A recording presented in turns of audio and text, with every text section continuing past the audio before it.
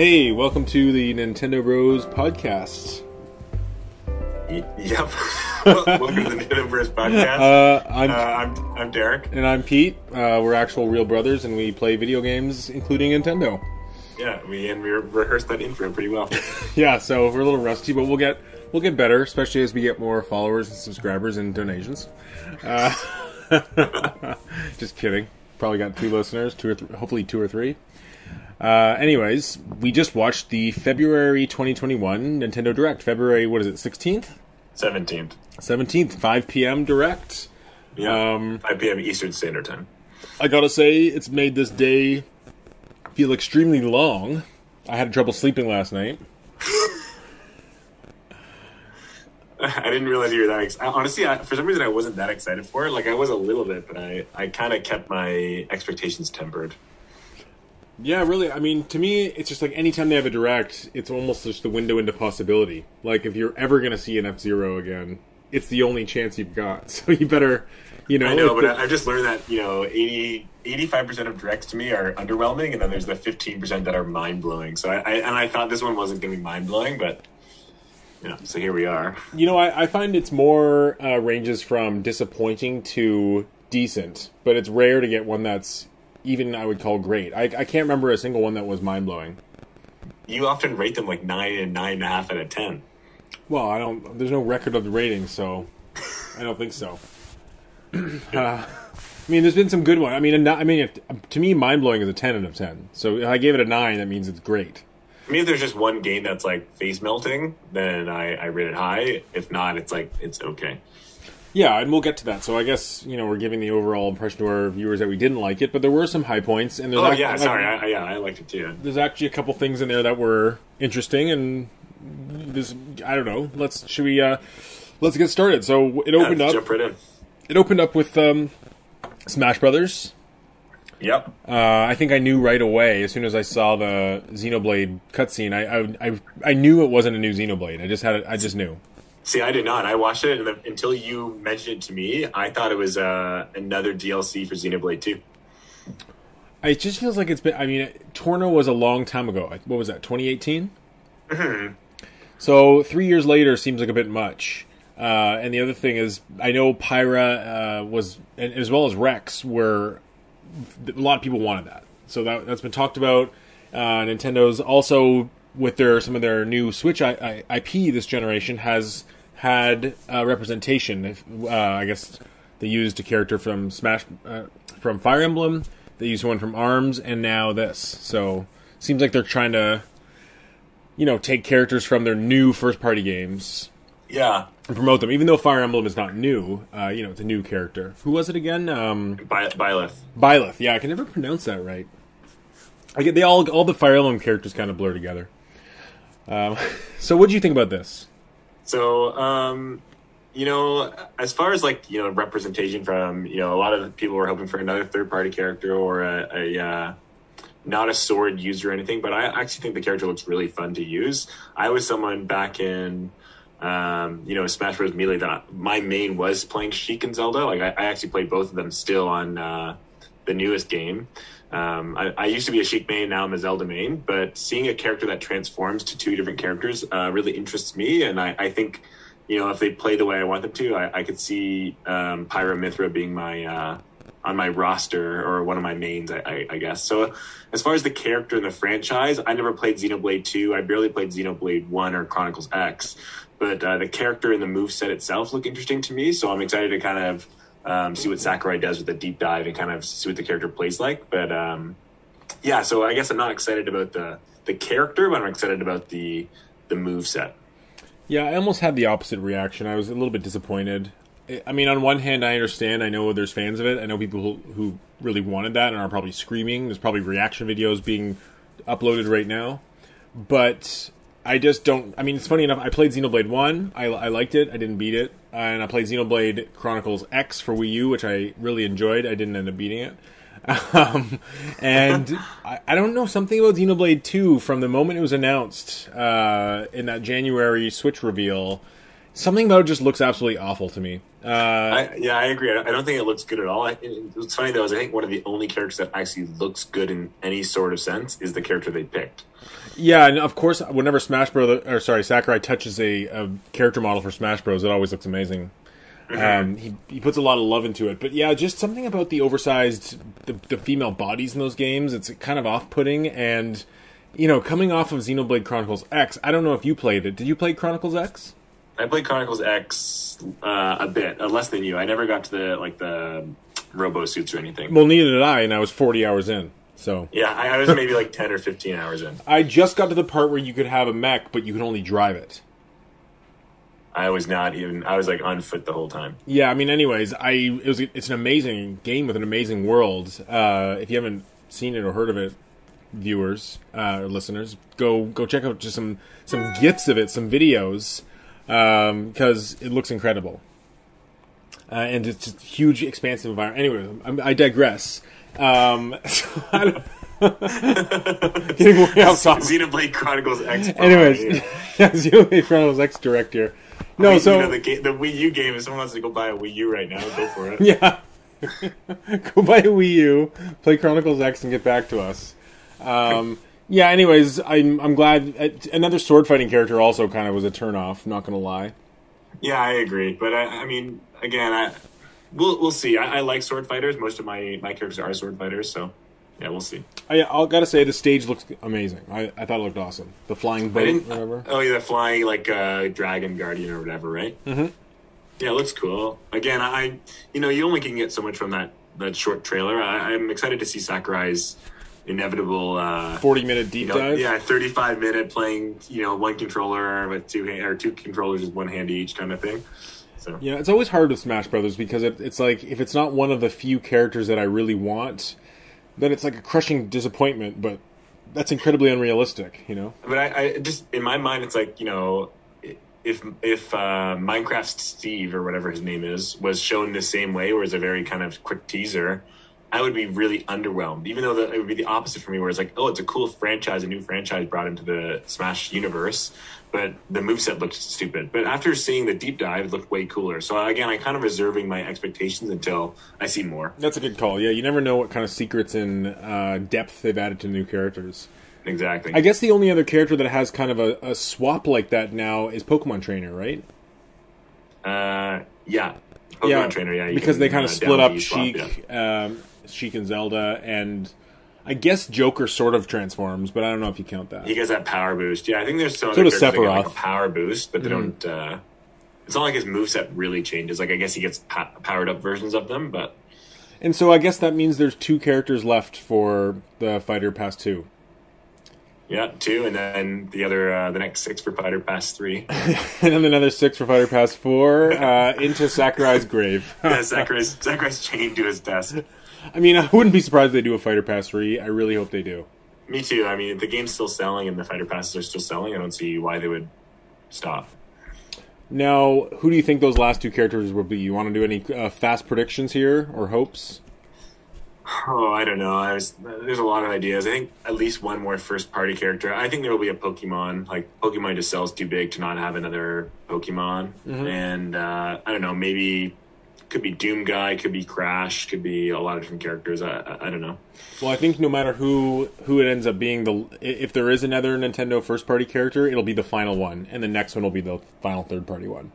Yeah, I agree. I think there'll be one more third-party at least. Now, one of my off-the-wall predictions is a Resident Evil character, simply because we know that there's an exclusive, at least timed exclusive, Resident Evil coming to a Switch. I mean, it's a leak. But a lot of Capcom information leaked, and we're pretty certain that's coming, and it's been in development for a long time. Yeah, Resident Evil Outbreak or something, right? Outrage, I think it's called, and it's going to come out... Yeah. I mean, that's the leak. We could be totally wrong by the time you listen to this, but it doesn't seem like it. So you never know if like a Leon/Chris/Jill reskin type of situation can happen. That'd be hype. I think that'd be cool. Use some, but kind of the same way that Snake is, where like you have some guns, but kind of like tempered guns and like knife, a kick, and the combat knife, and maybe a taser, a few things from the games. Yeah, exactly. Smoke grenade, flash grenades, kind of thing. Yeah. Yeah, I mean with Leon Kennedy, the suplex. Yeah. Boulder Punch. But yeah, I've always wanted. Boulder Punch, yeah. I've always wanted Resident Evil representation. I think it'd be great. And Capcom, I guess they had Mega Man. Mega Man, and that's it. Yeah, that's it. Yeah. And I think I don't know if Dante from Devil May Cry is quite as popular as Resident Evil. No, but Dante. I mean, I remember there's an interview where Sakurai really wanted Dante to be fighting Bayonetta. So. I mean, there's also a lot of people thinking that a Monster Hunter fighter rep will make it. But I don't know about that with Rathalos. Yeah, Rathalos is already in there, so I don't know about that. Mm-hmm. I mean, it's not really a level. You can't select that area to fight in. Sure, sorry, not a level, but there is representation of a franchise without a character, which is kind of side note here, Smash Bros. Side note. How come there's not a mode where you can select as many players as you want and take on a boss at any difficulty you want? Wouldn't that should be there should be a boss. Let's not go too Anyways, deep okay, so the Smash Bros. Conversation here, because we could talk all night about Smash Bros. Let's fire through some of these announcements. Fall Guys coming in the summer to Switch. Great game. It's on every other platform, so I'm not surprised. I think it will work well on Switch as well. Isn't it just on PlayStation and PC? I thought it was on everything, but I don't think it's on multiple stores on the PC or something. I don't think it's on Xbox. But I could be wrong. Anyways, I've played it on Steam. It is a lot of fun. Like, it's a great game and it's kid friendly. It's free, right? I don't believe it's free. It was quite expensive on the Steam. Actually, I thought it was like $30 or something. I'm gonna grab that I'm probably gonna end up grabbing that for Switch. It is really fun. Like, it's one of those games you can pick up and play for like 10 minutes and do one of kind of those 10-minute rounds. Mm-hmm. And it is just really kind of chaotic, simple, silly fun. Great. Okay, next they showed a Monster Hunter Rise trailer again. I mean, everyone already knows about that. I think it looks great. I'm not a huge Monster Hunter fan, but I was honestly blown away. Like, I know Monster Hunter have been great games, but I had low expectations for this. I just thought, it's a Switch exclusive, or is it a timed exclusive? I don't know, but it's for the Switch. So I thought it's going to come to PC. Put a lot of effort into it. It was going to look bad, have choppy frame rate. It looked great. It looked awesome. It was smooth. Again, I'm not a Monster Hunter fan either, but it looks really good. When I actually played the demo just because I was so curious, and it is quite a looker in my opinion. I love the art style, and this one kind of gives you not full on explorability, but you can kind of climb mountains now, and cool. It's much more explorable, the environment. It's not as regimented and structured and sectioned off. Mm-hmm. So I'm going to go in no particular order now. Soon after that, we had DC Supergirl's Teen Power. I know you're looking forward to that. That was actually, the moment I saw it, I pre-ordered it. Same. I already had it pre-ordered, actually. You didn't know about it? Batgirl, and that just looks super fun to me, so I'm super in. It's funny, a game like this, I mean, I was watching it, and I'm like, why would they put this indie game here? And then I kind of paid more attention, and it's not really an indie game. It still is a 3D environment and based on a license, and I just kind of thought that, back on a GameCube or something, this would have been your standard, AA regular retail game. Like, I'll be honest, to me it looks like garbage. Like, it looks like a Flash game. But I think back to, games like the Lego games. If this game plays as fun as the Lego games, I could see a lot of people buying this game. Was there multiplayer? I didn't catch if there was. It looked. I mean, I'd be appalled if there wasn't. Having a game that looks that simple, and having a multiple character cast and not having multiplayer would be it'd be a bad idea. Yeah, it'd be such a bad idea. You're right, and I could see a lot of kids, a lot of little girls playing with their dads or moms or whatever, playing that and wanting to play as those superheroes. And I think it's a good, it's a good step in the right direction of having female superhero centered game. I think we need more of those, to be honest. So it's funny. Cool idea. I just think we can laugh about it all we want and laugh about maybe the development budget and how talented the developers are, but out there's probably a bunch of people who love the TV show, a bunch of kids who are big fans, and they love this announcement. This announcement was not made for us. And again, I go back to I know Lego's a huge franchise now, but the first few Lego games you could have looked at and thought they were going to look ridiculous, but they play well, they're fun, the multiplayer's awesome. So, again, if it pulls it off in the same way, I could see this being a really awesome game. So, I mean, it's hard with some of these directs and these trailers, because when we say it looks like you said, crap, I'm sure you'll get some hate mail for that. I never said crap, so don't. I thought you said it looked crappy. I said garbage. Okay, well, we'll rewind it and see. But I just mean it's hard because we're judging it on the graphics. And when I first saw Fortnite, I was like, this looks like crap. And when I first saw Minecraft, I said this looks like crap. And to be honest, the first time I saw Smash Brothers, I said this looks like crap. So that's what I mean. Kids don't care about the graphics, right? If it plays well, it's fun, and they can play with their friends or their parents. That's what kids want. Yeah, and some of my favorite games are indie games anyways, so who am I to judge? I'm probably not going to buy it, but you never know. Maybe I'll come around. Maybe it'll be my game of the year. Yeah. So they also showed Metopia, which was a new announcement. Comes out in May. What do you think about that? So just remind me, so I'm not because I never played the one that came out for whether it was the Wii U or the 3DS. I can't remember what it came out for. Not the Wii U. It was they had one for smartphones, and then they brought a more expanded edition to 3DS. So and again, I don't remember what it's about. Is it kind of like Sims but with Miis? Do you remember on the 3DS where you made your Mii? I can't remember. It was called Street Pass Adventure, I think, or the Street Pass RPG. I don't remember that. Okay, well, essentially you made your Mii, and if you passed by people... They would talk and stuff, you would connect to them with Street Pass, and then they would join your Street Pass adventure, and you could use them in whatever level they were at to fight in a little tiny RPG. And to be honest, it was silly, but I ended up kind of beating the first playthrough of it, because I would bring my 3DS to conventions, and I brought it to the Zelda Symphony, so I ended up having all these... It was the Street Pass friends. So, anyways... to be honest, I've never really played Metopia, but it looks like an extension of that, kind of mixed with a little bit of the Tomodachi Life, funny situations. Tomodachi Life, that's the game I was thinking of. It's funny situations with your Miis and your friends' Miis, but I don't think this goes quite as in-depth as Tomodachi Life. Okay. So I mean, again, this doesn't interest me at all, but if people like Miis and like those kind of games, go for it, but I'm not even going to pay attention to the news on this one. It doesn't do anything for me. I wasn't ever a big fan on any kind of Mii game, so. Me neither. I loved the Rate Your Mii. That was my favorite one. Or Mii Votes. Remember those two? Yeah, I like Wii Sports if you count that as a Mii game, but. Yeah. But I mean, I'm not too excited about Metopia. And the other thing is, it was free on the smartphone, and the app was terrible. I had it. It wasn't fun at all. It was laggy. And the moment I saw this trailer, I think I said to you, this is either one of those games that does huge numbers and becomes a big success, or it's a flop. Yeah, exactly. And I think people really just want another Tomodachi Life. But these games to me could be awesome if they had really in-depth online features, and if I could play and you and I could interact in the same world and stuff. There is potential with this concept they're scratching at.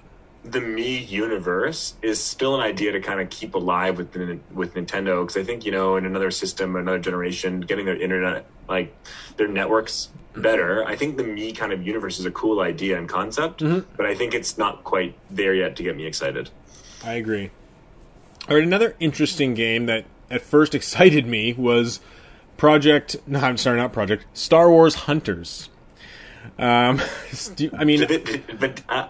wasn't the trailer 6 seconds and it showed? So it was a little trailer of a door opening on Tatooine, and then it just showed the logo on a black screen or something.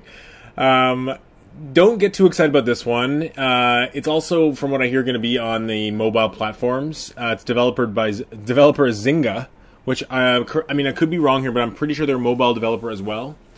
I think it's a free-to-play third-person shooter. Probably full of microtransactions.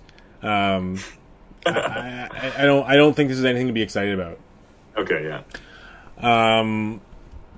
But we'll see. I mean, we haven't seen anything from it yet. But. I wouldn't get too excited. So then we had, in no particular order, then we had No More Heroes 3. And I think you played the old one, so do you want to speak to that? Yeah, I played the first one, and I don't think I beat it. I think I got maybe halfway through. The game is fun, but again, it feels a little bit samey after you've done a few of the bosses, and the mini games are nothing to write home about. So it's kind of this flow of fighting a boss, doing some mini games, fighting a boss, doing some mini games, and I think the idea is really cool, and I think I mentioned to you, it's kind of like a Scott Pilgrim versus the World kind of concept, and I think that's a cool idea, but I just don't think the gameplay is quite there. I think it's too shallow. I think there should be more added to the game. Again, if they maybe to the fighting mechanics, right? Maybe world and kind of just a lot more kind of things to do, it'd be a lot more fun. But I find it was kind of a stale game. So it looks okay. It didn't look anything amazing. And you know what I think would really open up a game like No More Heroes is, I mean, the combat's fun, but it is so simple. They could add maybe even something like a throwing grenade or different kinds of weapons, or NPCs that fight with you, or fighting enemies in tanks and helicopters. Like, it's very much just one-on-one fighting one NPC or one enemy at a time. I think they need to make the combat more kind of eye candy and fast paced and kind of crazy combos, almost like Devil May Cry. Yeah, where you can like toss them up in the air and throw them down and pull them back up again and kind of whip them around. I think that's called depth. That's called gameplay depth. Yeah, I just think, like, it's not like No More Heroes is a bad game by any means. I'm sure we're getting a lot of comments saying it's great and they're super excited, and that's awesome. But for me, when I'm playing a game that's basically strictly fighting, I want a little bit more craziness to my fight. Well, I mean, I thought it looked awful myself. And I remember the first one was interesting on Wii. The second one I didn't play. My understanding was the second one didn't require you to do those mini games in between, where they did say in this trailer that there would be mini games. They showed him mowing a lawn and stuff. So I don't know how I feel about that. If they're gonna, I remember on the original release on Wii, it was like really cool. Like, it was kind of this retro mini games. It was kind of this fun little world where you'd go to the bathroom if he was saving, and you had your home and stuff. But I don't know if that would still be as neat and clever today. And just the gameplay doesn't really look like it's evolved at all. And I think my other thought was that this game has been hyped up since literally the reveal day of the Switch. Yeah, it's been like several years not showing us anything but teasing it. So. Yeah, I mean, sorry, it wasn't hyped up since then. Actually, they showed off the Travis the Travis mini game one. I think. But then they said No More Heroes 3 was coming, right? Not at that date, but later they did. But it has been hyped for a long time, and it's the first No More Heroes on an HD platform, or developed originally for an HD platform. The first two were for Wii, so you kind of hope the graphics would, I don't know, look like they were in HD. It really looked like really low resolution. It looked very jagged and kind of blurred, like fuzzy, didn't you think? Yeah, just low polygons, simple environments. Like, it just wasn't impressive, and much. The frame rate didn't look that smooth to me, but so much stuff on the screen with the user interface. I think they're maybe trying to go for a little bit of the Persona user interface, but it looked awful. And just for our listeners, do you have the release date of that game? August. Okay. So who knows? I mean, who knows how it'll turn out? I don't know how people are receiving it, but it's certainly not the big HD next gen No More Heroes blossoming franchise that we would want. It's just another status quo from a small developer. That's more of a meme than sorry, I didn't mean that to our listeners that love them. Anyways, another thing that was announced that was very exciting, I think, for both of us was Outer Wilds. Because I know you love that game. Outer Wilds, again, you'll hear it in many podcasts, I'm sure, many episodes. I love Outer Wilds. I won't get it because I already own it on a superior platform. But it's superior platform. You mean graphically? Well, I also I think controlling with your mouse is probably better for that game than controlling with a stick. Interesting. But it's such a good game. If you any listener, if you have not played the Outer Wilds, I'm telling you right now, it's a phenomenal game. It's one of the best games of the year it came out. It's probably one of the best indie games ever made, in my opinion. Probably top 10 best indie games ever. Yep. So it's definitely worth checking out and playing. I got it for game. It's on Game Pass, and it's it's basically you explore space. It's kind of like an open world solar system. There's a few moments that really wowed me about it, and the fact that it's running on Switch is pretty impressive, even though it looked really low resolution compared to the Xbox Series X version. But it is a great game. I mean, I wonder if it'll.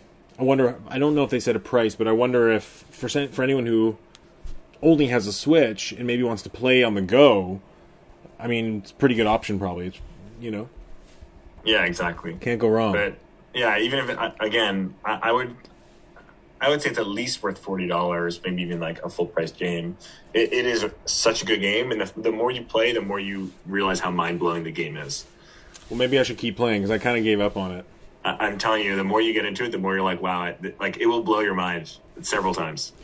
Okay, so some other games that were announced that maybe not as exciting. Capcom Arcade Stadium, some, more Capcom ports. You excited for that one? Didn't even see that part of the video because I didn't care. Okay, I mean, I'm sure people want it, but it's all good. More games. Samurai Warriors 5. You gonna buy that one? I know you have the other four. I didn't quite understand. I just don't. Again, these are franchises I don't know quite anything about. Is that like a Dynasty Warriors kind of game, or what is that? Yes, exactly. It's actually Samurai Warriors 4, 5. I think it's the name for Dynasty Warriors 5. No. Yeah, it's Dynasty Warriors 5 is Samurai Warriors 5. Okay, that's what I'm a little confused. Well, there. it looks like it to me. Yeah. Anyways, I'm not too into this franchise, but the interesting thing that I saw noted online was that it was announced and shown off as a kind of a Switch as the lead platform, where traditionally it has been a PlayStation series. So it's kind of one of those games that is now that they're front running for on a Nintendo platform is kind of interesting, especially for the Japanese market where, PlayStation has really lost their foothold. So people think that was kind of a testament to maybe, how little market share Sony has in Japan right now and how they're losing market share with their PlayStation 5. Mm-hmm. Yeah, I think we're going to see that a lot more. I mean, we've already seen it for the past few years, but I think Switch is going to be kind of at least for now, the lead kind of promoting system for a lot for those like Japanese focused kind of games. Yeah, smaller, especially the smaller games that, smaller scale budgets. Yeah, yeah, for sure. We also had Famicom Detective Club, 2 separate games at a discount price. I mean, not full price. They're $40 each, Canadian. Looks kind of like a Phoenix Wright style detective adventure. These were, I believe these have been out in Japan for a long time. And I know they were rumored for a long time to come out here. I know people have really wanted them, so... Yeah, I know people that love these kind of, I don't know how you, like, novels, like graphic video game novels. Yep. And I have some friends that actually really like these kind of games, so I'm sure they'll be excited for more of these coming out or whatnot. But especially again, for the Switch, right? Aren't my genre, so I don't really know how to comment on that further. But I mean, the interesting thing is, I would never play this game on like a PlayStation or an Xbox, like on my TV. I would never sit in front of a TV and just read. Yeah, but like on a bus or something, it would be like, why yeah, not but at the same time, I also would like the option, knowing that I could read it on my Switch, to bring it home, pop it in, and put it on my TV. So it's kind of this. It goes both ways, but I don't think they're translating this one in English or anything. It's actually, the voices are still in Japanese, and I just was thinking how that would... It's interesting that we're in a time where something like the Switch can have such like a unique lineup of games from different countries, where a game like this would have never come to North America back on the GameCube. Or even the Wii, I mean, hell, we had to petition to get Xenoblade. Yeah. Smash Brothers character. Okay, so next game they showed Legend of Mana. I didn't quite understand. Is this a Super Nintendo remake? I'm not sure. So yeah, I looked it up. Legend of Mana, I believe, is like the...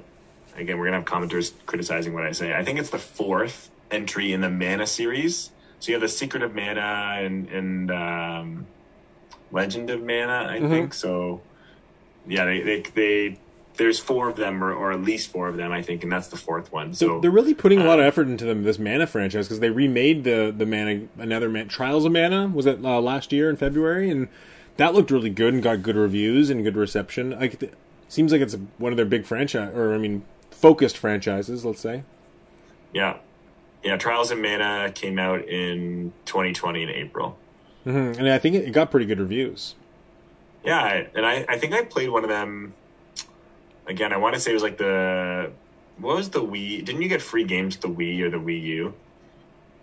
I can't recall, but I think I know there's a Secret of Mana on Super Nintendo, and I know there's some Mana games like I believe it was the WiiWare had a Mana game. I mean, I could be totally wrong. Did one of them come out on the Super Nintendo Mini? I believe so. Because I might have. That's Secret of Mana. Because I remember I played one of them before I played. And I thought it was going to be similar to Chrono Trigger, yeah. And it's an RPG, very different kind of fighting style. It's a good game. again, not fully my style, but yeah, if you like the Mana series, I mean, definitely check that out. It's going to be another great game for those that like that series. Yeah, and that leads me to my next one on here, which is a similar, not really a similar graphical style, but in that same kind of bringing back the retro Super Nintendo pixelated style. It's Project Triangle Strategy. Yeah. Which, to me, was one of the highlights of the whole thing. It looked great. It's from I believe it's from the Octopath team. It is the Octopath team, and it's my, I looked into it after. It's my number one most wanted game from the Direct, for sure. It looks just freaking awesome. So when it first showed, I honestly thought it was Fire Emblem's Three Houses DLC, because it kind of has shows with like three different characters, three different fires, like picking your story. And I was like, oh, it's got to be, the Three Houses DLC or something. And then I saw the 2D sprites, which, again, I loved Octopath's graphics, so I was super excited for that. And then it says it's a strategy RPG, which, again, I'm a big fan of Final Fantasy Tactics and Fire Emblem. So I'm super hyped for this. I'm excited to download the demo as soon as I can when I have my hands on my Switch. So yeah, I'm really looking forward to seeing what that's all about. It's a day one for me for sure, unless it's a huge blunder in some way. But I loved Octopath Traveler, even with its shortcomings. So and it looks like this game almost fixes all the issues that game had. Well, it's hard to say. It's hard to say. I mean, it doesn't look like they're going into the multiple characters, multiple storylines direction. It's more of a strategy RPG, like a tactics kind of game. Yeah, it looks like there's three different stories. But the main issue people have with the Octopath Traveler is the stories didn't really intertwine, and what you didn't really impact the story. And it looks like with this game's kind of judgment loyalty system, it looks like you can actually make choices that affect the entire game. So it looks like there is still three stories, but the main thing is it looks like your choices actually have weight to them. Okay, yeah, I mean, to mention that, and again, like the graphical style is just awesome. It looks like it's improved from Octopath. Yeah, I agree. It looks really good. And the music in Octopath was amazing. So to be honest, I might even get into one of these games. Octopath almost had me. Just the demo kind of pushed me away a bit. But just this style of game really draws me in. It's kind of 2D, 3D, retro, beautiful music. It looks gorgeous. It's kind of like sprite, like high. It's like HD sprites almost is the best way to kind of describe it. Mm-hmm. So now another thing, EA had a big representation in this showing today with Plants vs. Zombies, Apex Legends, and Knockout Kings. And I believe the previously mentioned Star Wars Hunters would be from them as well, but I'm not sure. And to me, it's just kind of weird to see EA games on a Nintendo platform. Plants vs. Zombies is something that I was always saying should have been on the Wii U, and it just seems it's like finally this series is coming to Switch or to a Nintendo platform.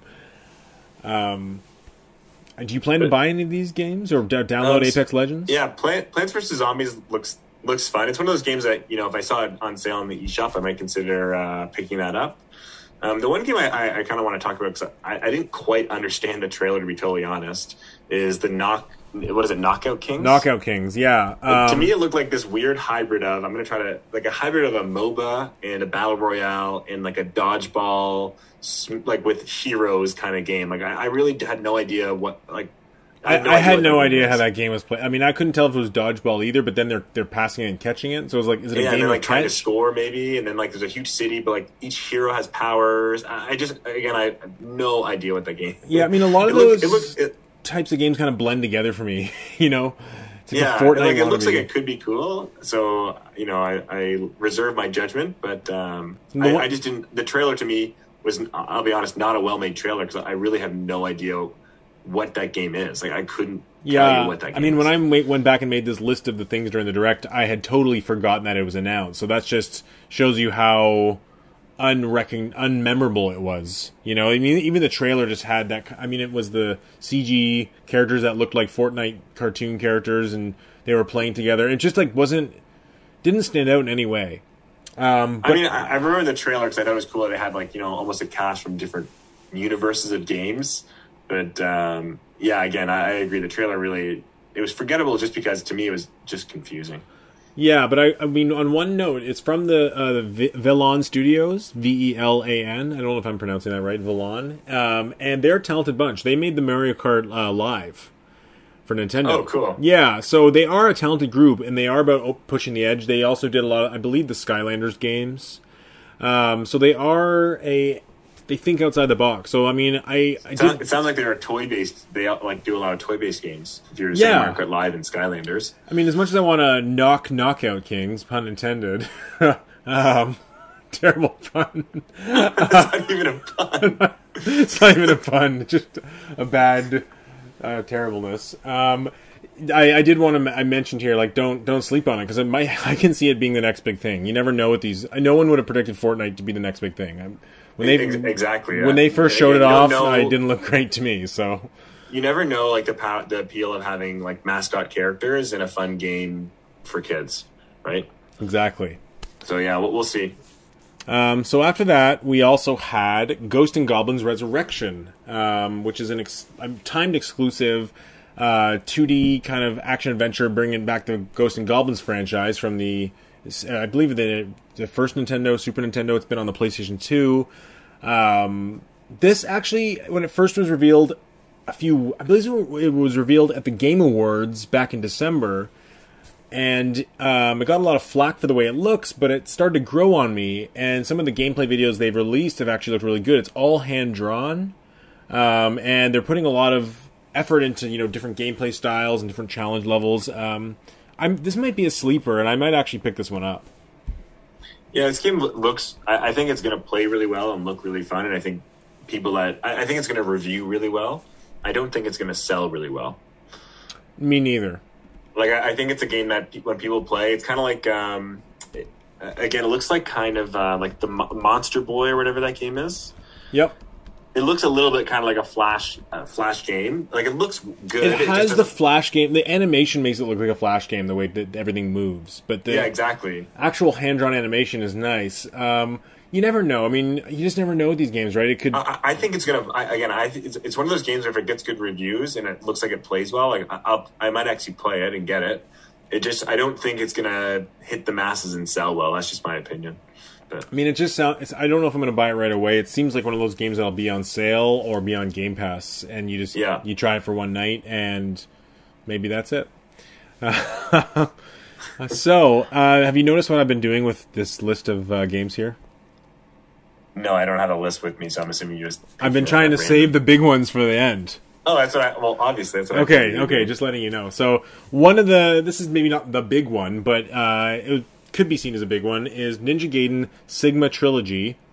Finally, Ninja Gaiden is coming. Well, finally, Ninja Gaiden is coming back to Nintendo, considering it originated on Nintendo. Coming on June 10th, and I think I'm going to buy this one. You know, I think I'm going to buy it too, but I'm not going to buy it for the Switch. That's how I mean, I might wait on a Digital Foundry technical review to say that, but something about having it on a portable sounds really appealing to me. Yeah, but to me, like, I think my Switch is basically exclusives and indie games. I just don't, for me, especially with a year of being in lockdown, if you're at home anyways, I'd rather play it on on a higher quality system that has higher graphic output. So true. I mean, I have it already. I have Ninja Gaiden Black on Xbox Series X in 4K. So if I want to have like the premium experience, I'll play the best one in 4K. But I think for me, it's just about having them on the go. And between you and me, like, the first one is a standout, excellent game. Number 2 is good, but not as excellent. I hear number 3 is not very good. So I think I'm going to buy it as more kind of just to play on the go, give it a little bit of play a little bit of number 3, play a little number 2, but the premium experience is going to be at home with number 1. Mm-hmm. But I mean, it's something that I've always. It's funny. Like Plants vs. Zombies, this is just one of those games. It's always been like, well, I just can't wait for Ninja Gaiden to hit. A Nintendo system. I know they made Ninja Gaiden on the DS with Shadow. I think it was called Double Shadow or Double Sword, but it was great. Dragon Sword. It was awesome. And then they made Ninja Gaiden 3 for the Wii U, which I missed on. But it's like the best one is the first one, and it's finally coming to a handheld and a Nintendo platform. Mm-hmm. Also, not as big of an announcement, but the game Hades is getting a physical release. And I thought that was interesting. It's one of my favorite games of last year, and I think that means you need to buy it. Yeah, for me, like, I definitely want to get this game. It's one of the games that I unfortunately skipped. I just missed out on the hype, and I have other indie games I'm playing. So, yeah, it's a game I definitely will pick up. I don't know if I'll actually get it on physical. If anything, I'll probably wait for the physical to come out, because I'm sure there'll be a DLC or a download eShop sale around that same time. Yep. So, I just like having my indies always downloaded, so it's kind of just, or always on my system. It's more convenient. Is it well, you know what the price? Is it a full price release, or is it a special edition which has like? It's a special edition. It has like a really cool art book. I think it has a download code for like the music. Okay. It's like a special edition. It's kind of one of those limited. I think it'll sell it probably instantly and be scalped for a high price. Like it looks like a well made kind of physical edition. Interesting, yeah. And I'm just thinking the fact that a game that came out last fall, like last September, or even before that, is now getting like representation in a direct is a pretty big deal. Like usually that's reserved for things like Animal Crossing or Smash Brothers, but for an indie game, a third-party indie game to be mentioned even in a main Nintendo Direct, like nearly a year after the release, shows how big of a game it is and probably how successful it was. Yeah, Hades, I mean, it originally came out, I'm just checking, in 2018, December. Really? So it's an older game. Not on Switch, on PC, right? Yeah, on PC, but I'm just saying on the Switch it was 2019. Switch, it came out more recently. Yeah. Yeah. But yeah, I mean, I think this must have been... Maybe this date is wrong. I don't know why it says... Maybe I'm reading it wrong. Sorry. It's definitely a 2020 title because it's been on all the Game of the Year lists. Sorry, it was in early access, one of those kind of like, it's playable. It says September 2020 is when it came actually out. Okay, that's what I thought. On the Nintendo Switch. Yeah, it's awesome. It's got a lot of Game of the Year awards, and it's just... I know it's coming to Xbox and PlayStation, but it's interesting that it's got a physical release on Switch beforehand. It really just goes to show... how Switch is just the king of the indie game. It was the first place for... if you have a big indie game, it's got to come to Switch. Hands down. So kind of what I said, where if there's a multi-platform game, I'm going to probably get it on PS5 or a PC. If there's an indie game, you can almost guarantee that I'm going to get it on the Switch. Because I think the Switch just... It's so well designed for indie games. Like every single indie game that I have is on the Switch. It's funny. A lot of indie games are 2D, and the Switch, especially when I played portably, I don't have a D-pad, but I've totally kind of gotten over that. I mean, I use an analog stick now for 2D games, which is funny.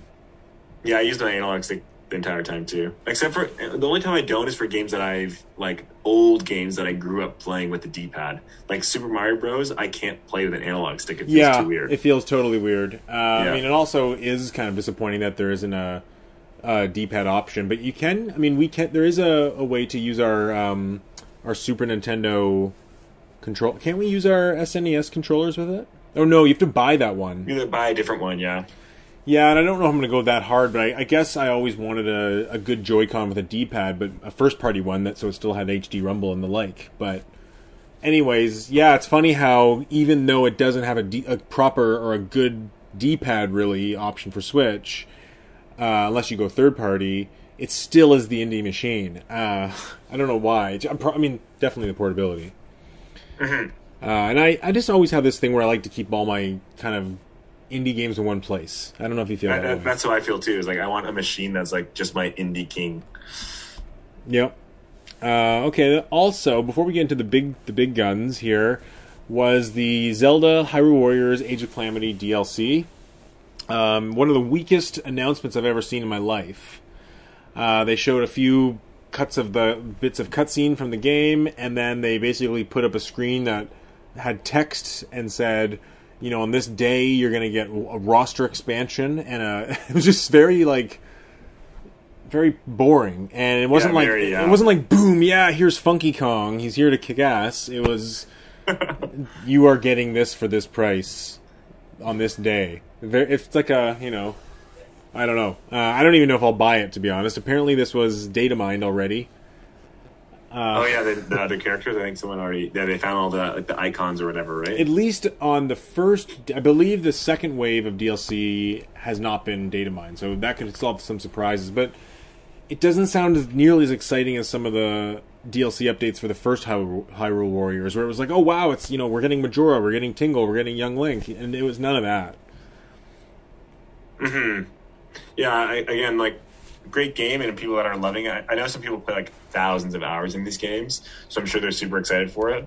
I'm still chipping away at the main game, so I don't think I'd even look at buying the DLC until I actually get through the main game. So, yeah, we'll see. I'm not necessarily excited about it, but I can totally understand why some people are. I mean, I'm excited about it. Or sorry, I'm not excited about it, but I love the game. It's an awesome game. Me too. Yeah, it's a great game. But the thing is, the game is so huge. Like, I don't know if I'll ever actually get to the end to feel like I need it. And there's so many characters and so many playstyles. I feel overwhelmed by the content already. So it'd have to be something pretty out there for me to want to play it. Like, I don't know, putting Samus in there or something crazy. I couldn't just. I think it's just going to be some other characters from the Breath of the Wild universe, like some Kakariko Village people or something. So Kakariko. Yeah. How did I say it? Kakariko. You said like, I didn't even know what you said. You said Karika or something. Kakariko Village. Okay, so that it does speak to how maybe poor this not only announcement but DLC was, because the DLC on the first Hyrule Warriors was a no-brainer, and usually with anything Zelda related, it's a no-brainer, and this is just not landing for me at all. And announcing it now for November, I don't know. Not too excited. Yeah, again, I'm sure some people are going crazy about it, but you have to be that kind of person. Yep. The next announcement, I'd be surprised if anyone's really going crazy for that. Let's be real. Is anyone really going crazy for that DLC? There are people that have dropped hundreds of hours into these games. They love the Dynasty games. They love these kind of, I don't know, they're like 1 versus 100. Yep. So I'm like, there are just people that put in hundreds of hours in these games, and they're just waiting for more. So okay, true, yeah, okay.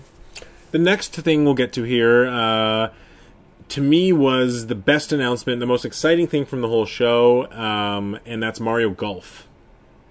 Yeah. Super Rush, which I hope it's not a Super Rush development. Good pun. Yeah, you like that? It's not a pun. What do you think about this one? Yeah, so this game is also my favorite announcement from the Direct, besides for Strategy Triangle. The only reason that this kind of wins out on that is because this actually has a release date where Triangle's, next year sometime. But this game, it's coming out. I think is it June? June 25th. Yeah, so I'm super excited. It gives me something to look forward to coming out in June. The thing that really got me most excited about it is the story player RPG. Yep. So they announced that they kind of went back to the roots of, the Mario Golf franchise, where you can play as your Mii, start as a rookie, and develop your skills like an RPG, and hopefully do different tournaments, different, championships, and different kind of maybe even mini games, and slowly get your skills up, which I think is I love doing that for the... And you can take them into the main game. Like, you can actually upgrade your Mii and then you fight them, use them in other modes. Exactly, yeah. Maybe not online modes, but probably most of the modes. But I remember doing that for, I think it was the Game Boy Advance games. I think it was both golf and tennis, where you could do that. And you could actually transfer your tennis character... to the golf one on Game Boy Color. N64 yeah, with the transfer pack. Yeah, I remember that. Yeah, so... Again, I'm looking forward to that story mode. The only thing I'm worried about is, and I don't think they'll do this. I don't know, because they blundered a lot of these Mario Tennis, Mario Golf games before. Well, Mario Golf has had a much better track record than tennis. I agree, but I just don't. I hope that the entire main story isn't the super fast special mode that they kind of showed off, where you have to run through the course. Yeah. And the only reason I say that is because one of the stats you can upgrade is speed, like running speed. Mm-hmm. So I just hope that doesn't mean that every single time you're playing in the story mode, you're playing the fast running speed. How do you know that's speed of running and not speed of... Again, that's my only worry about it. That speed, do you think, only relates to the running speed and not something else? Well, what else would it relate to? All the other stats are there. I don't know. I'm not a big golfer. Does the speed have to do with the speed of the swing, maybe? that's power. I don't know then. Yeah, that's kind of some of my worries too. It's not like they went through and they really gave us a full expose of all the modes and features. To me, that's the biggest thing that these sports franchises and sports games ride on, is the feature set. Because when it's just a bare bones multiplayer mode and a bare bones single player mode, you end up getting bored with it very quickly because there's not little things to unlock. And I always said just little things, like even just like winning coins to unlock silly trinkets like new hats gives you a reason to keep playing and winning more coins, and then you can kind of create this endless loop of gameplay where you always feel like you're earning something. The story mode in Mario Tennis Aces wasn't very good. It was very kind of one stage at a time. Had no RPG mechanics. I mean, the RPG mechanics were half-baked. And my worry here is that the RPG mode is just simply that again, where it's a glorified training tutorial where you walk from generic Toad to generic Koopa, and they don't even have any personality. They just spew out how to play the game. And then it cycles you through all the courses and then spits you out, and that's it, you know? Yeah. And I can see that happening. I could too. I mean, it almost needs to... I just hope that you can play, 18 holes with a friend, taking turns, and not some silly gimmick. I don't know why they somehow feel the need to force feed you these gimmicks. Like, I think this gimmick doesn't look that bad. It would be fun to play once in a while, but I hope you can just play the normal golf that we are trying to get. Yeah, and that's one of my... I mean, it's the game's named after it, too, with Super Rush, so it's a little... Is that now going to overtake the game? I just think of all the Mario Tennis games and all the Mario... Again, Mario Golf hasn't been as bad, but those Mario Tennis games, there's like three of them in a row where you have these like special power-ups that are just like changed. I never found them that good. It takes the entire game away from the tennis. It's all about getting the special and doing these stupid things. And I just want to play, tennis with Mario characters and play golf with Mario characters. Like, I don't want Super Rush. To me, Super Rush is like the kind of thing that's buried in a side mini game mode on the, you know what I mean? Not even on the main menu. Exactly. It's like you go to extra modes and it's one of the 5. Yeah, so I'm already rubbed the wrong way about that a little bit, but at least they didn't lead the whole thing with it. It's not like that's how they showed it off originally. They talked about all the different controls. They tried to make it seem accessible, but again, to me, it really it lives and dies on its feature set. Like, can we do the tournaments like they had in a 3DS version? Can we? Is there somewhat of a campaign? Are there unlockables? Are good online modes? The 3DS Mario Golf was awesome. That's why, really, if they just copied that template, I'll be happy. Mm-hmm. But I'm not going to lie, this isn't a guaranteed buy for me. I'm not going to pre-order it. I'm going to wait and see on this one. I'm going to really wait on reviews. Yeah, even though it's, again, probably number 1 from the Direct, I'm not going to pre-order it either. I want to see reviews. I want to see, not even necessarily reviews, but I want to see a preview of someone just going through the menu. Yeah, pretty much. That's all I need. If they just click through the menu and showed us everything, like not even gameplay, just click everything that showed us all the options, that would probably convince me to buy or not buy. Yeah, pretty much. Is it simple or not? And let's just hope that... I mean, Camelot made some really serious blunders with Mario Tennis. Just like the clumsy level design, menu design. You couldn't choose your court initially. They had to add that in a DLC update. Like, really, really poor. Sorry, I mean, you could choose your court, but you didn't have a selection screen for it. You had to go in a sub-menu, and it was just... The whole way the game was set up was very weird, and I hope they clean that up. UI design is important. Yeah. So, the next big one was, drum roll, Skyward Sword. I'm surprised you even left us at the end. I thought this should have gone like 6 games earlier. But well, I'm leaving most of the first-party games for the end here. Yeah. Other than Metopia, but are you going to get this game? I don't think so. I don't really love Skyward Sword. I played it initially, and even though I think it's a beautiful it's a beautiful game. It's got some great dungeons, beautiful music, good, one of the best Zelda stories. There's so much padding. Like, half the game is padding, and I really just don't want to. It's not worth it for those moments, and they're not really updating it enough for me. They'd really need to tell me that they're going to remove a lot of the cumbersome padding and some of the bad menu design, and things like when every time you pick up an item, having to see the pop-up screen. Yeah. I don't know. I mean, I do think it's a testament to how well the graphical style was, that it holds up so well. It's simply a 1080p 60 frame update. I'm happy for people who've never played this before, but no, don't think so. Yeah, me neither. It's a pass for me too.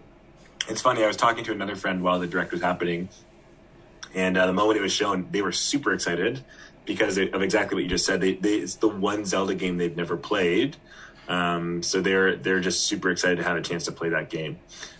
So yeah, for me, I've already played it. In fact, I've beaten I have 100% of the game twice, just to put that out there. Why? So Why twice?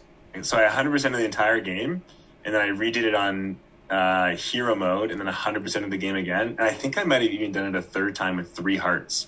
How much time do you have? Pardon me? How much time do you have in your life? I definitely do the game twice because I remember I wanted to beat the boss rush mode and get the Hylian shield, but I wanted to do it on hero mode, where you take like 4 times damage or whatever it is. So I remember doing that. I don't remember. So I definitely played it twice. I'm not sure about 3 times. You sound like the kind of person who loves this game and probably should buy it. Yeah, but now that I've played everything there is to play, I don't need to play it again. Fair. I mean, different people. I mean, to me, I'd want to relive it if I loved it that much. I just didn't love it that much. I didn't love it that much. You did? To me, it's like an 8.5. It's not like again, it's probably one of the worst Zelda games, but it's still a Zelda game, you know? Yeah, I hear you. I mean, it's still a really good game, and yeah, it'll be a big release. Yeah. I mean, it'll probably sell better. Almost guaranteed it'll sell better on Switch than it sold on the Wii. Oh, I guarantee it. Sold about 3 million copies on the Wii. It was I think it was the worst selling 3D Zelda. Maybe Majora's Mask did worse. I don't know. Don't hold me to that. But didn't do very well. So, I mean, a lot of people just didn't have Wii Motion Plus at the tail end of the Wii's life cycle. And certainly weren't in a position to be excited about a long single-player Wii release, you know? Mm-hmm. So I think it's going to kind of give it a new life, which is nice. And it's a beautiful story. So, I mean, I am happy for people. And, you know, the other thing, too, just to touch on Zelda, it's the Zelda 35th anniversary this year. And I was expecting a little more from Zelda, I guess. I've read that it's because Nintendo really looks at it like a fiscal year, so their 35th anniversary doesn't really start till after March. So which is interesting. So I saw it speculated that, you know, this game will come out in the summer, and then at some point in the fall, when they show off Zelda Breath of the Wild 2, they'll also maybe announce the Twilight Princess, the Wind Waker HD for Switch, and kind of do it like a fall, like they did with Super Mario for the 35th anniversary last fall. They'll do a similar thing this fall. And I thought about that. It makes sense that they'd get Skyward Sword out of the way. And I'm glad that at least they did it, because now a lot of all they have is Ocarina and Majora's Mask to make an HD, but every single 3D Zelda has been remade now, at least once. See, I think I totally agree. I think they're going to do the exact same thing. Like Mario and Zelda are almost doing it opposite. I think eventually we'll see Super Mario Galaxy 2, the way we're seeing Skyward Sword. And then I think we're going to see a collection bundle of, I mean, my dream would be Ocarina, Majora's, Twilight Princess, and it's not happening. That's too many. It's too many games in one. Well, then I'd see 2 and 2. I think I could see 2 and 2 makes sense to me. Like 2 and 2 releasing a couple months apart, like a February-September release, or let's say a Twilight Princess HD with the Wind Waker HD double pack comes out in November, and then Ocarina and Majora's comes out next April. I can see that. Yeah, but I think just putting out Skyward Sword is again kind of opening that idea of, oh, maybe we could do the same with Super Mario Galaxy 2. So really, I'm not hyped at all for. I'm not hyped at all for Skyward Sword, but it makes me hopeful for Galaxy 2 coming to the Switch. Now it is funny you mentioned that because, you know, Mario Galaxy came out the same generation as Skyward Sword.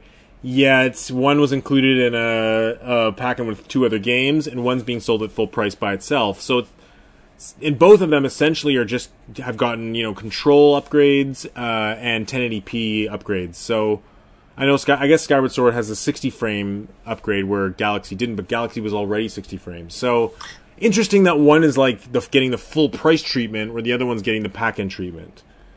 That's why I almost think that it almost guarantees in my mind, or that we are getting packaged deals of Zelda games. Well, yeah, I mean, we'll see. But it also makes me think that maybe they will release Twilight Princess on by itself for full price. But I don't see them doing that with Mario Galaxy 2. Like, there's just no way they can release Galaxy 2 on its own full price when Galaxy 1 is included in the All-Star Pack. Yeah. People will. That's just too egregious for even Nintendo. Maybe $39.99, but I mean, a lot of people are upset about the price of Skyward Sword 2 being full price. I think it is a bit much considering it was on the Wii U Virtual Console for less. It was less when it originally released on Switch, and I believe it came with when it originally released on the Wii, and I believe it came with a Wii Remote or a Wii Remote Plus. Yeah, the gold Wii Remote Plus. I have it. But I think I have it too. I think that edition was a little more than just the game.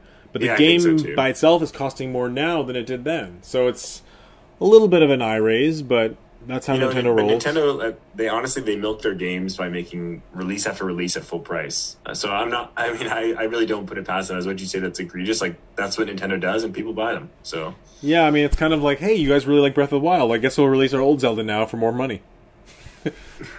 But exactly. I mean, there really is no consistency in it. Now it kind of makes me think, like, is there any hope to thinking Twilight Princess and the Wind Waker HD will be packed in together? Like, is that a pipe dream? I don't know. I think that's pretty likely, to be honest, but I don't know either, but I don't know. I think if they do give Ocarina of Time the remake treatment, that I can see them... I don't know, like, even with that... If they give Ocarina of Time a remake, it's a brand new solo game full price. That's what I'm saying. So, but I don't know if they can do, like, how can they... They won't necessarily bring over the 3DS, Ocarina, and Majora's. Oh, I think 100% they will. I think for sure they will. But so many of those improvements were based on the touchscreen and the dual screen. Like, essentially, they would have to retool the game and upscale it into 1080. And with those assets that were made for 3DS... It's not really a remake, though. It's like changing a few things. Like, I think they could do that. I mean, they really would. But, I mean, it comes down to it. Yeah, they could, but... At what point are they having to upgrade the graphics from 3DS to Switch in HD, where they might as well just redo the graphics altogether? Well, did they do that for Mario 64? Well, Mario 64 is more or less a ROM port that runs at a slightly higher resolution. They might just do the same exact idea for but then they'd be throwing out all the gameplay and quality of life improvements to Majora's Mask and Ocarina of Time, because there's lots of improvements to those games. Who knows what Nintendo's going to do? I can see them going either way. It's like that's what I mean. It's like there's just. It's really thrown up in the air, like, how that's all going to work. I think, if anything, we're going to get what you suggested, like kind of an upscaled 3DS with some sensible updates, maybe Majora's Mask, Ocarina packed together. That'd be amazing. But then eventually I do believe we'll get the N64 on the Nintendo Switch Online, which will include Mario 64 as we have it now, as well as an emulation of Ocarina and Majora's in the classic editions. Do you know what I mean? Mm-hmm. Yeah. Okay, anyways, that was the second last announcement, and there was one final announcement, and that was Splatoon 3. Did you have any thoughts on that? Because I know you're not a huge Splatoon fan like me. Yeah, so that's it's funny. I actually predicted this. I just took a random guess and predicted this correctly, that Splatoon 3 would be shown. I honestly didn't think it was actually going to happen. At the start, to me, I thought it was going to be like kind of an adventure, open world, kind of change up the game formula, still hopefully have the multiplayer, of course, but I thought they would maybe go a little bit different with the single player, and it's still yet to be seen.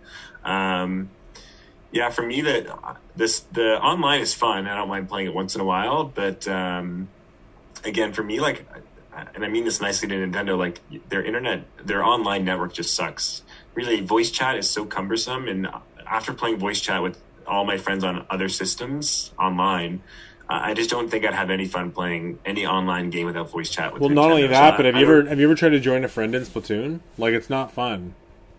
That's what I mean. So I just don't.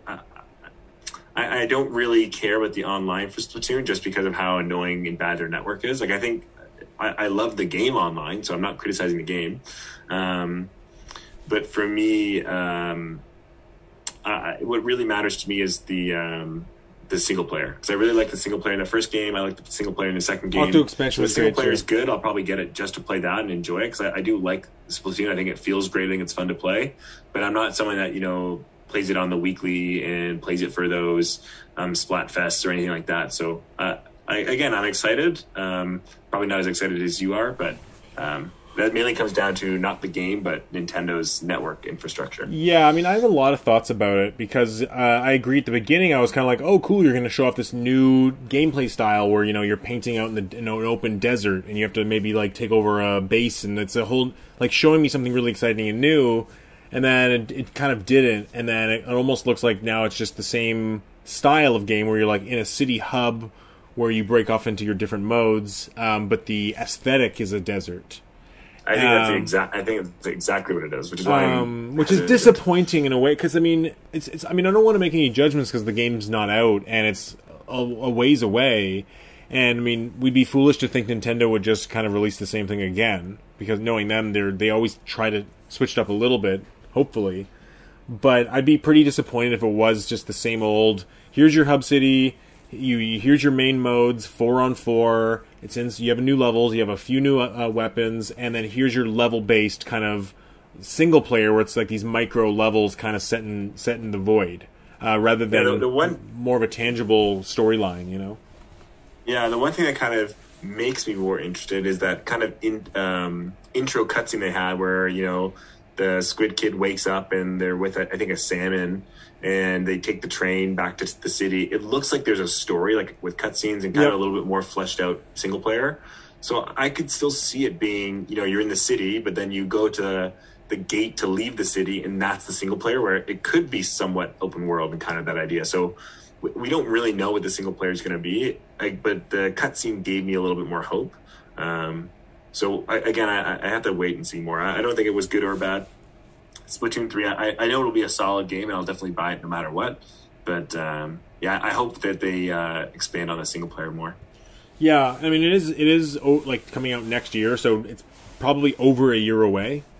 It might also be for the Switch Pro, and you never know. Like I mean, I agree with you. One of the major things to be updated, or the two things that I would want to see in a sequel, would basically, like we've talked about, an expanded story or a much expanded online setup and infrastructure. You know, where you can join friends more easily, maybe have voice chat, and I think that custom rules or something like that. Yeah, stuff like that, or even split screen, having two players on one, being able to play online together. Honestly, I thought that was going to be the thing they showed at this trailer. I thought there was the one thing they were going to show is online split screen, because I think that would make. It would seal the deal for me as online split screen. All the time. I love online split screen, but I don't know if it's as popular as people think it is. You know, me? I don't think online split screen is as popular as people think it is, especially with Switch where we have our own screen. I know, but for me, like I will never play. I'm just telling you right now, I will never play an online Nintendo game except for maybe Smash Bros. If I don't have voice chat or someone to play with. It just doesn't do any. It's like I don't want to sit in my room and play online in the quiet, you know. So, but I mean, as far as playing online co-op, I thought we were talking about locally have two players play Splatoon like online. You know what I mean? Like that's what I mean too. Yeah, I just mean that wouldn't. I don't think that would be a feature they would ever show off in a direct, or like, hey, this is our new key feature: two players playing online. It just sounds like not Nintendo. You know? Oh, I think it'd be cool if they said, hey, the whole game is split screen. The single players co-op, we have co-op missions, all the challenges are co-op, and online is co-op, Salmon is co-op, all split screen. I think that would be awesome. Yeah, maybe. I mean, I don't see that. I don't see them pulling that off on the Switch. Me neither, especially since it wasn't shown. But I mean, especially with the Switch hardware, right? Like, you look at even if you even look at some of the screenshots, they have done a better job with there's more geometry in the city.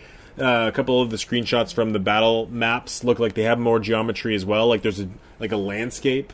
So I doubt the Switch is going to be able to pull that off split screen.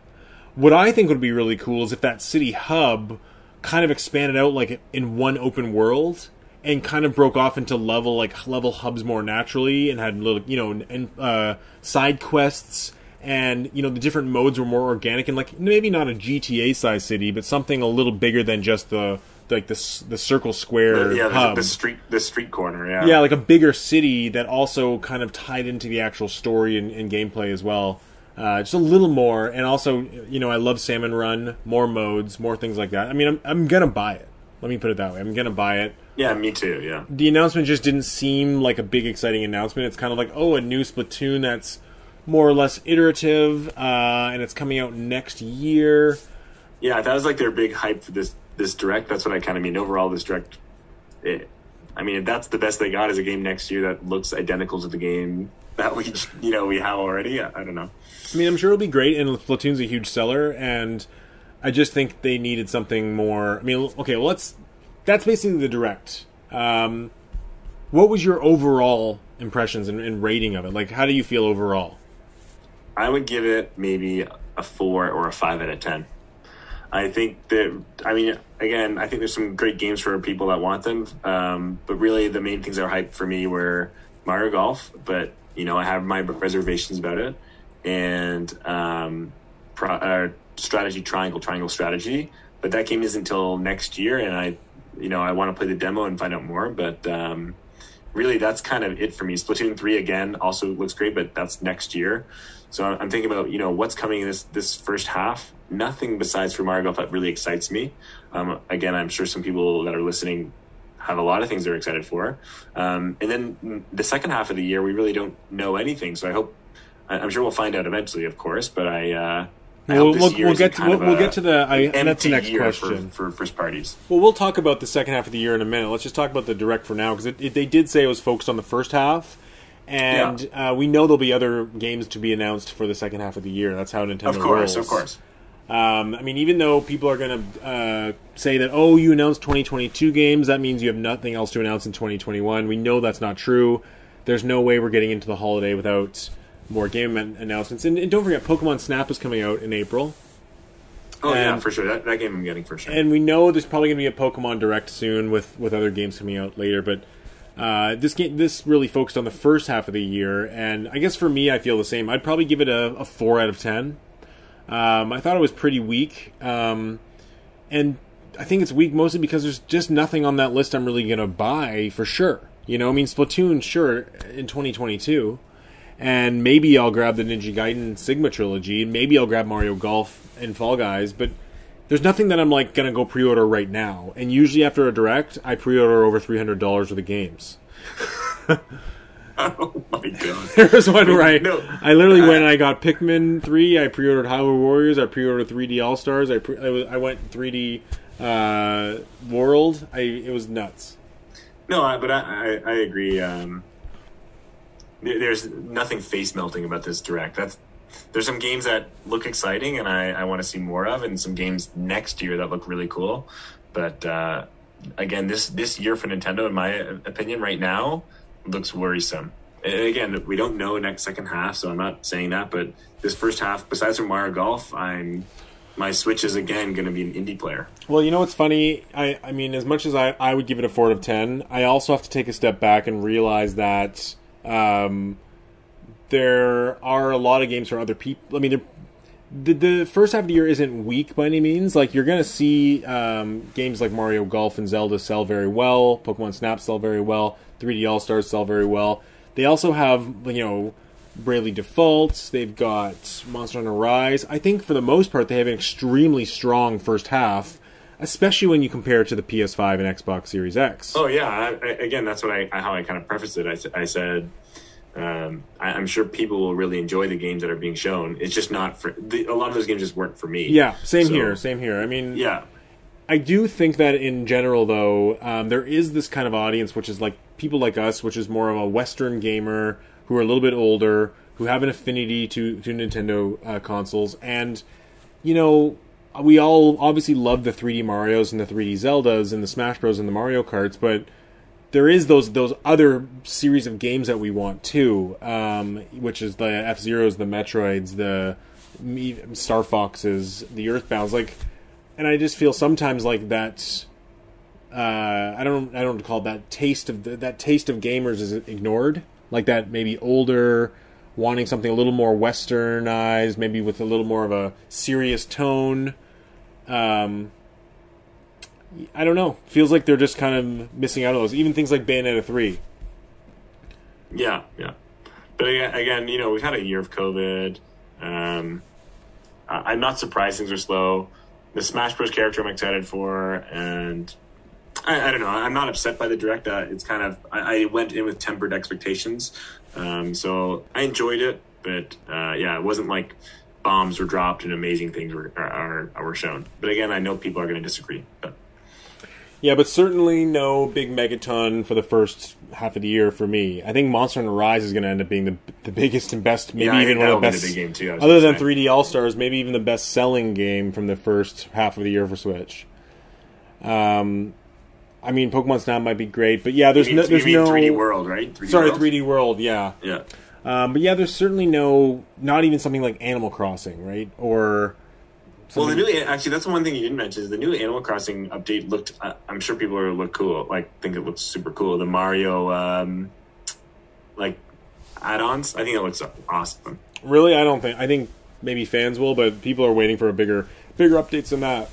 Oh yeah, I think the fans will like it though. That's what I mean. Now, based on all that, I mean, yeah, I feel a little bit disappointed. It feels like the next 6 months I don't have a lot to play. Like, none of these games I'm too excited for. Nothing really coming out for Xbox that's that exciting. I don't know. I guess I'm going to wait till the end of this year for something truly exciting. I was hoping for something to really get me going. But at the same time, if Nintendo did have a Metroid or an F-Zero or something lined up for September, this would never be the place to announce it.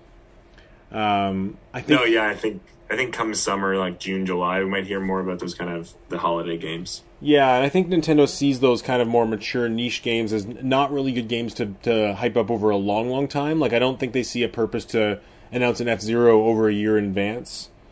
Yeah. Like there's any pattern for F-Zero. I mean, it's been nearly 20 years since the last F-Zero, so it's not like there's any precedent. No, yeah. Yeah, so I think for the end of the year, what do you think is gonna be their game this holiday, the second half? Then, honestly, Hollow Knight. Silksong. It'll be Silksong, Hyrule Warriors DLC November pack, and it'll be the Pokemon Diamond Pearl remakes. My honest guess, I think it could be. I could see it being Bayonetta 3. I could see it being Pikmin 4. But I also could see it being Mario and Rabbids 2. For a big holiday game. Honestly, I think those are the best they could for the lineup, yeah. Well, we already know that there's more than likely a new Pokemon coming out. It's probably a remake of Pearl and Diamond. Oh, yeah, but I don't really count that as... Pokemon are an annual series now. I don't really count that as the Nintendo game that's coming out. But a big Pokemon retail release like that, like the double retail release... I feel allows them to have a softer holiday lineup. Like, they don't need a big 3D Mario or Zelda. They can get away with having a Luigi's Mansion to pair with a Pokemon. So they could get away with getting away, though. I just, as far as what game is Nintendo bringing out, But I mean, Mario and Rabbids, that's Ubisoft. So I don't know if that'll be seen as a big but I just software push. I think that's a really good. I think that's a likely game to come out. Yeah, I mean, I think there's going to be another Mario Party. And I think that's also another reason that something like Mario Party would have no reason to be announced today. It would just overshadow something like Mario Golf. And I think they're going to announce... Like, Mario Party, Super Mario Party for Switch was huge. So I can definitely see a Mario Party, maybe a Mario Rabbids, and Pokemon kind of filling in that holiday slots. That would be very disappointing for me, by the way. I'd be very disappointing with that. I don't think... I mean, I would probably get all those games, but... I don't exactly. I think the holiday will be like a good holiday lineup, and those games will sell well. But I don't think we're not going to see any of those. I mean, we're not going to see Metroid Prime 4. We're not going to see Breath of the Wild 2. We'll see maybe footage of it or some update, but it won't release this year. Yep, certainly not. Bayonetta 3 to me was the maybe. I think Bayonetta 3 we might actually get surprised by. I think that's in development hell. Yeah, I think it's a long shot, but I don't know. You just never know with the games like that. But I'm still really holding out for, obviously Metroid 5, the 2D Metroid that was rumored last year. I can see that being kind of like that's been rumored for like 4 years. Yeah, exactly. So Nintendo clearly has an interest in pursuing the 2D Metroids, and it's a franchise, and that's become its own genre. The big genre now. So I can really see them actually coming out with that and kind of being that's like the more for their hardcore Nintendo older Nintendo fans, pairing that with Super Mario Party and Pokemon, I think would be a wicked lineup. Mm-hmm. Maybe a couple third-party games. Who knows? Yeah, I think there will be a few third-party games for sure. But yeah, I agree with you. It's looking like another soft year, sort of. But we'll see. It's sounding like 2022. It's not like I won't be getting any games, but I don't think it's no face melters. Yeah, it sounds like 2022 might be the bigger year. And yeah, let's hope. I don't know. It's weird. It's like, it seems like the Xbox Series X and the PlayStation 5, in terms of lineup, just aren't really bringing that much heat as far as exclusives go. So maybe Nintendo's smart to leave some of their heavy hitters for this fall and onward. Who knows? I mean, I think there's some great games coming up for the PS5, but that's just me. Yeah. Well, I don't. That's another podcast. That's PlayStation Bros. Yeah. Check out our other channel, PlayStation Bros. But yeah, pretty disappointing direct for me today. I was hoping to have at least something to be super excited about, and I don't. So. Yep. Yeah, I'm the same. But let us know what you think. I think that wraps everything. Or you have any more things to say about it? Any more feelings? No, that's a wrap. I think. Are you gonna get the Triangle Projects? What was it? Project Triangle Strategies. Are you gonna download the demo? I am. Again, I don't have my Switch here, but this weekend it's the first thing I'll do. I'll download that I think I asked you that already. Cool. Okay. Well, thanks, Derek, for coming out. Yeah, thanks, Peter, for having me. And this is the Nintendo Bros Podcast. Please like, comment, subscribe, follow, tweet, Pinterest, all that other stuff. Okay, cool. Have a good one. See you later. Bye.